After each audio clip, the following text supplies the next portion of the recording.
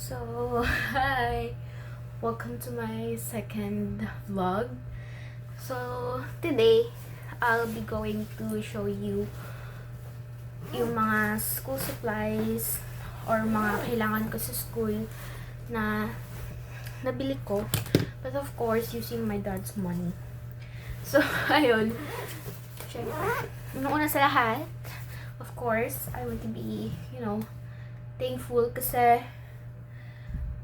I have this privilege to buy the things that I need and also the things that I want. Diba? Like, super thankful ko kay Lord, super thankful ko kay Papa for providing me this. And, yun. So, yeah.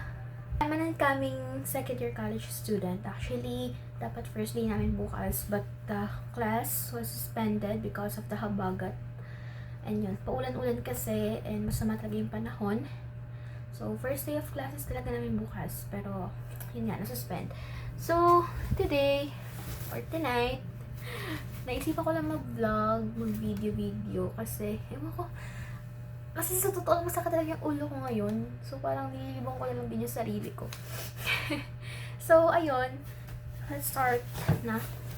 Diba? Ay, di. Okay. Konting information pa pala about me. So, yun nga. I'm an incoming second year college student. And I am taking Bachelor of Science in Hospitality Management. And yun. Di ko na sabihin ko na ako nag-aaral. For my future self, ayan. For my future self, ito ka, second year mo. At pinagbibili mo na naman yung mga kakikayan mo. Yung mga, alam mo yun, pag hindi ko kasi nabibili or nakukuha yung mga gusto ko, nagagalit ako. Charis! Siyempre, iniiwasan natin yung mga ganyang ugali. Pero minsan kasi, parang pag-deserve ko naman eh. Deserve ba talaga? Hindi. So, yun nga. If naririnig nyo ako ng maayos, press 1. Charis lang. Let's start with my bag. So, this bag is from Bagsmart.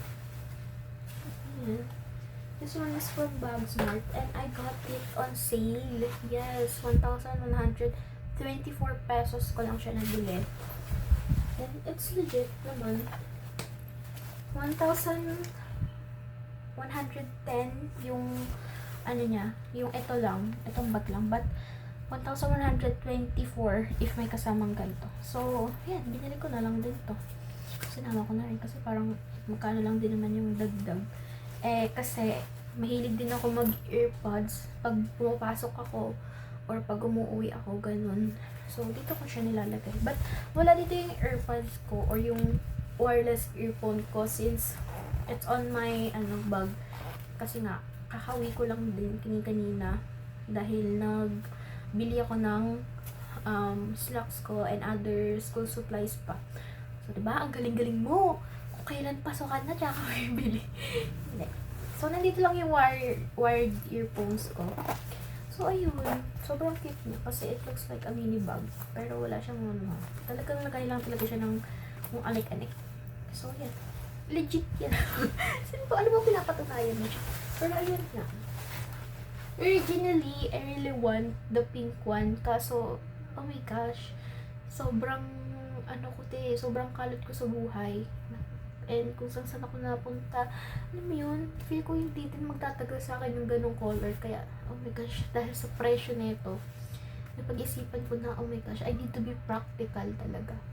Kasi nga, yun. Actually, meron pa akong bag dito na black. And yung luma kong bag, which is kinamit ko nung first year ako, mura ko na siya nabili, like around 300. And ngayon, sobrang sobrang luma na niya, and sira na rin yung zipper. And yung inner lining niya sa loob, sira na rin. But I still have my spare bag na kulay green. At maliit siya, and maarte talaga ako eh. Oo, maarte ka talaga. I got this bag from Bagsmart. Ito. Nagpaalam naman ako sa tatay ko na bibili ako ng bag. And sinabi niya rin naman na bilhin ko na yung bag na gusto ko. But, hindi niya alam kung magkano. Diba? Tinumong tao. So, ayun, ito. Meron siya dito, packet. Yun. And, yung lalo ko pa nagustuhan dito is that, hindi siya mukhang maliit or malaki sa akin. Talagang saktong-sakto siya. And, of course, kasya dito yung laptop ko. So, yeah. And maganda talaga yung quality niya. So, ito yung gagamitin ko. Pero meron din akong pink na bag actually. Pang girly-girly naman yun. And small bag lang siya. I don't think if gagamitin ko siya or not. But, yeah. So, next naman, ito ang sinadya ko rin kanina sa Petron. Nagpatahi ako ng sapatos ko. Pero hindi to sira. This is brand new. Kakabili ko lang neto. But, pinatahi ko lang siya para, alam mo na, mas lalong matibay. And, ayun. This one is from Micaela. Yan. This one is from Micaela. And, of course, I still got it on sale. Like, originally, nasa 600 yata yung price na ito. Or 500 something. But I got this for only 500 din. 550 pesos. So, not bad na rin, di ba? And, sobrang ganda ng quality niya. Magaan. And, pinatahi ko lang talaga siya para tumagal-tagal naman sa akin kasi grabe na yung gastusin. Ayoko nang pagpabili pa na magpabili dahil ang dami ko yung kailangan sa school aside from all of this. Dahil nga HM student ako, so kailangan ko ng mga ganito, ganyan, na kailangan sa laboratory or may mga kailangan akong bayaran, ganyan. So, ayun, kailangan ko talaga maging practical sa lahat ng bagay para hindi sayang yung pagpapaaral sa akin. And yun na, ito. I got this design kasi super simple na lang and yeah, bagay naman siya sa aking uniform. So, yun. Bumili din ako kanina ng slacks na kulay green pero hindi ko napapakita kasi uniform ko naman yun. And, yeah. So, ito, kasabay ko rin to in order ng bag ko and sapatos ko is itong binder. Yan, itong binder. So, nung nakaraan taon, which is nung first year ako, binder din yung ginagamit ko. And B5 size talaga yung nabetan ko. Excuse me. So, bumili ako ng 3 notebook lang noon. Kasi kala ko talaga, yun lang. Pero yung kuya ko, parang hindi siya satisfied. Kasi 3 notebook lang binili ko.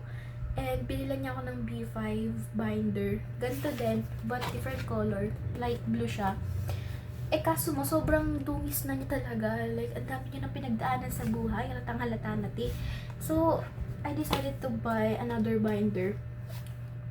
Promise, sirang-sira na siya. Hindi ako nagsisinungaling. Hindi naman sinasabi. Magagamit pa naman siya on the inside. Pero sa outside, talagang nakita mo ako na katabi mo ako, tapos nakita mo yun, tapos first day, patanong ka talaga, may pamilya pa ba tong tao na to? Hindi. So, I got this one. And yun. Mura lang din to, 69 pesos. And di na ako gumastos dito since may mga tira pa naman ako dito sa bahay. And sakto pa naman siya. Actually, kulang pa to ng isang subjects kasi I have 8 subjects and 7 subjects lang yun dito. So, dadagdagan ko pa. But, meron pa naman ako doon. Kaso lang, wala na ako pang refill. But, yeah. Bahala na. So, yan. This one is also essential. So, bakit ba B5 yung pinili ko? Kasi, sobrang convenient niya. Kaso nga lang, malaki siya. So, pag magdadala ka ng bag, kailangan malaki din yung kasya to. Pero, convenient kasi siya pag nag-notes ako since madami na ako nasusulat sa isang page pa lang. And, mas free akong makapagsulat na kung ano-ano since malaki nga siya. So, yan. Wala kaming libro, pero may dala akong ganito araw-araw or tuwing school days ko. So, yun. And the next one that I got from the same shop, the TikTok shop, is this one. Ayan, wait lang. This 50 pieces na ball pen. So, bakit 50 pieces? Ang dami naman yan. 50 pieces talaga yung kinuha ko kasi mahilig akong magsulat. Like, fun fact about me, hindi ko yan maiintindihan pag di ko sinusulat. Ganun talaga ako, Kaya, kapag ang dami kong re-reviewin, kailangan sulatin ko pa yun para maintindihan ko. Like, susulatin ko siya, I will spend more time in writing. Pero kapag alam mo yung reviewin ko na talaga, kahit isang basa lang or 2 basa, gets ko na yan. Ganun ako mag-aral. So, kailangan ko na madaming ball pen. Ito, 50 pieces na siya. I got it from the same shop where I got my binder. So, yun. Lahat naman is good quality. And super mura niya lang since I got it for only 89 pesos. Wait na, parang may tao. Skip. Baka nandiyan yung kuya ko. And, of course, this one. This is worth your money. This little one. Kasi sa college, madami pa rin workloads. Madami pa rin paperwork. So, kailangan mo to. And yun lang yung nabili ko sa same shop, sa TikTok shop, or yung school supply lang nabili ko sa online. And this one, pahabol ko na to, which is kanina ko lang binili sa Petron, sa 100 shop, tsaka sa Skymart. So, number 1 is of course the yellow pad. So, wish me luck sa yellow pad na to, no? Sana hindi ako bigyan ng sakit ng ulo na ito. At sana. Kasi ayoko na talaga mahingi ng yellow pad talaga.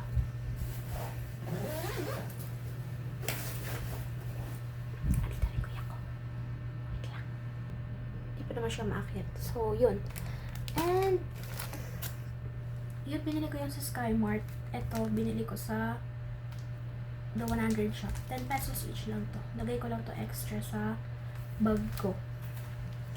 And ito, from the 100 shop din, 15 pesos lang.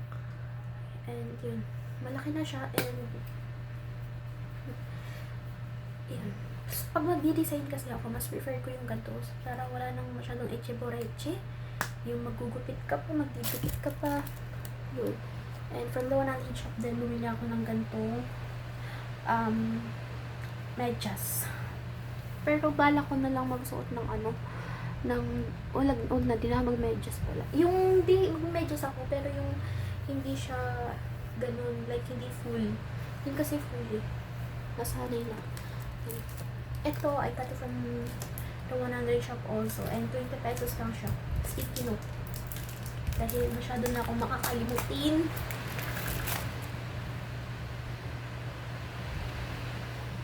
And ano pa ba yung nabili ko doon? Itong hook. Nabili ko doon. Ay, nakabili din ako ng floss.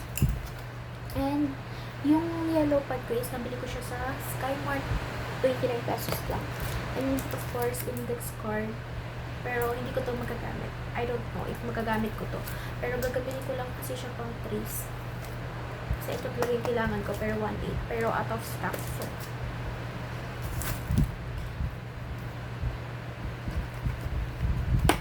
and these highlighters. Ito lang tatlo. Kasi madami naman akong highlighters dito. Pero mahahaba kasi siya. So, hindi siya convenient dalhin. And, ayun.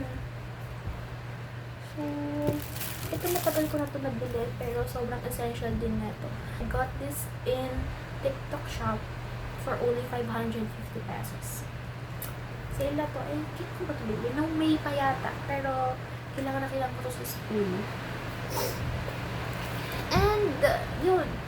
Pakita ko na rin yung makeup na dadalhin ko. Yes.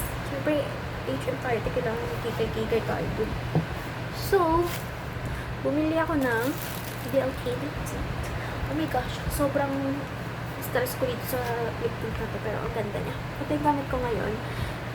This is in the shade, what's your name?